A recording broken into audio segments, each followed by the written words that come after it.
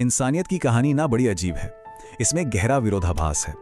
एक तरफ हम सितारों तक पहुंचने का सपना देखते हैं और उसे पूरा भी कर लेते हैं, लेकिन ठीक उसी वक्त हम अपनी ही धरती पर एक दूसरे को पूरी तरह नजरअंदाज कर देते हैं। आइए इसी चौंकाने वाली हकीकत को जरा और करीब से देखते हैं। कभी सोचा है कि हमारी पूरी इंसानियत की सबसे बड़ी उपलब्धि क्या है? कोई भी जवाब सोचने से पहले चलिए एक ऐसे चमत्कार को देखते हैं जो हमें समय की शुरुआत में वापस ले जाता है।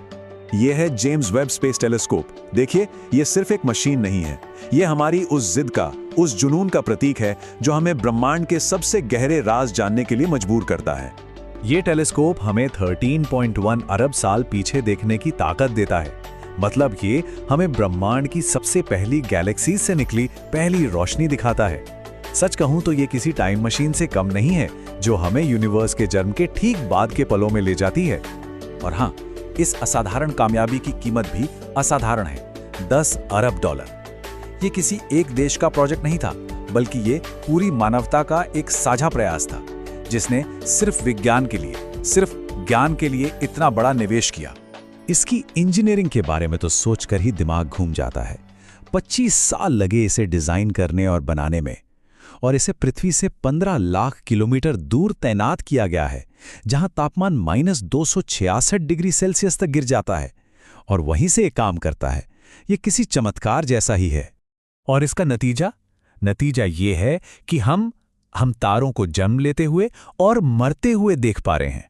अपने इंफ्रारेड कैमरों की मदद से ये वेब टेलीस्कोप धूल के घने बादलों के पार भी देख सकता है, जहां नए सितारे बन रहे हैं, और उन जगहों को भी जहां पुराने सितारे एक शानदार धमाके के साथ खत्म हो रहे हैं। तो सवाल यह है कि यह सब होता कैसे है? इसकी एक खास तकनीक है, स्पेक्ट्रोग्राफी। अगर आसान भाषा में समझे तो ये रोशनी के रंगों को तोड़कर उसका विश्लेषण करती है, जिससे हमें पता चलता है कि कोई तारा या ग्रह किन केमिकल से बना है। और इसी टेक्नोलॉजी से एक ऐसी खोज हुई जो शायद सब कुछ बदल सकती है। सोचिए, 1150 प्रकाश वर्ष दूर एक ग्रह पर पानी के सबूत। जब उस ग्रह से रोशनी टेलीस्कोप तक पहुंची तो वैज्ञानिकों ने रोशनी में एक खास पैटर्न देखा जो सिर्फ और सिर्फ H2O यानी पानी के मॉलिक्यूल्स ही बना सकते हैं। कमाल है ना? चलिए अब अंतरिक्ष की गहराइयों से वापस धरती पर आते हैं। यहां भी इंसानियत ने कुछ असाधारण हासिल किया था, लेकिन ये टेक्नोलॉजी की नहीं, बल्कि हमारी एकजुटता की जीत थी। ये कहानी है कि कैसे हमने मिलकर आसमान में हुए एक छेद को भर दिया। जरा इस टाइमलाइन को देखिए। ये हैरान करने वाली बात है कि सब कुछ कितनी तेजी से हुआ। वैज्ञानिकों ने खतरे की घंटी बजाई, उस छेद का पता चला, और फिर पूरी दुनिया एक साथ आ गई। ये सब कुछ एक दशक के अंदर अंदर हो गया। इस संकट का विलन था क्लोरोफ्लोरोकार्बन या CFCs। ये वो केमिकल्स थे जो हमारे फ्रिज और स्प्रे कैन्स में इस्तेमाल होते थे। दिक्कत ये थी कि हवा में ऊपर जाकर एक क्लोरीन का एटम ओजोन के हजारों मॉलिक्यूल्स को तोड़ने वाला एक चेन रिएक्शन शुरू कर देता था।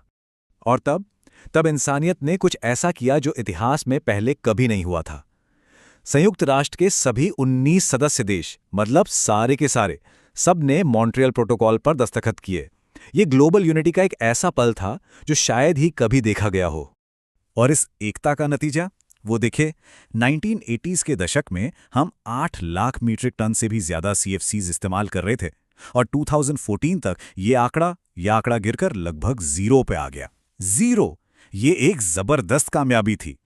ये शायद पर्यावरण को बचाने की हमारी सबसे बड़ी जीत है।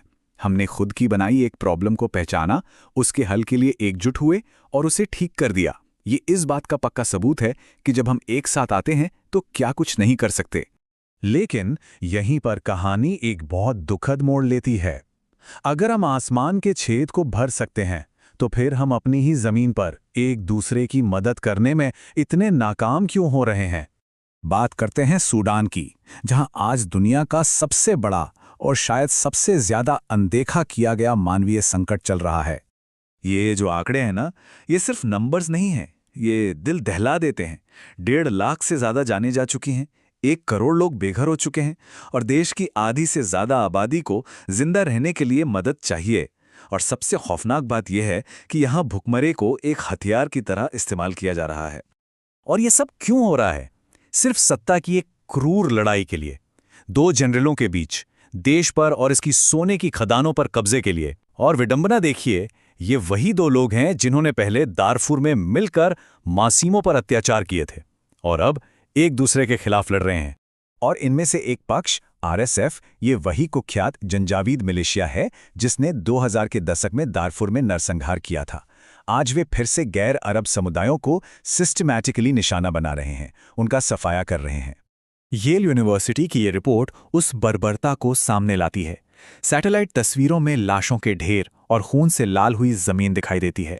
ये जातीय हिंसा की एक ऐसी तस्वीर है जिसे देखकर रूह कांप जाती है। तो फिर वो ग्लोबल यूनिटी कहाँ है, वो इच्छा शक्ति कहाँ है जिसने ओजोन संकट को हल किया था? सूडान को जितनी मदद की जरूरत है उसका सिर्फ 1/3 हिस्सा ही उसे मिला है। हमारी उदासीनता, हमारी बेरुखी इससे ज्यादा साफ नहीं हो सकती। तो ये हैं इंसानियत के दो चेहरे। एक तरफ हम यूनिवर्स को समझने के लिए, अपने ग्रह को बचाने के लिए एकजुट हो सकते हैं, और दूसरी तरफ हम अपने ही जमीन पर हो रहे नरसंहार और पीड़ा से आंखें फेर लेते हैं। तो आखिरी सवाल यही बचता है, हम एक ही समय में इतने सक्षम और इतने उदासीन एक साथ कैसे हो सकते हैं? ये एक ऐसा सवाल है जिसका जवाब हम सभी को मिलकर खोजना होगा।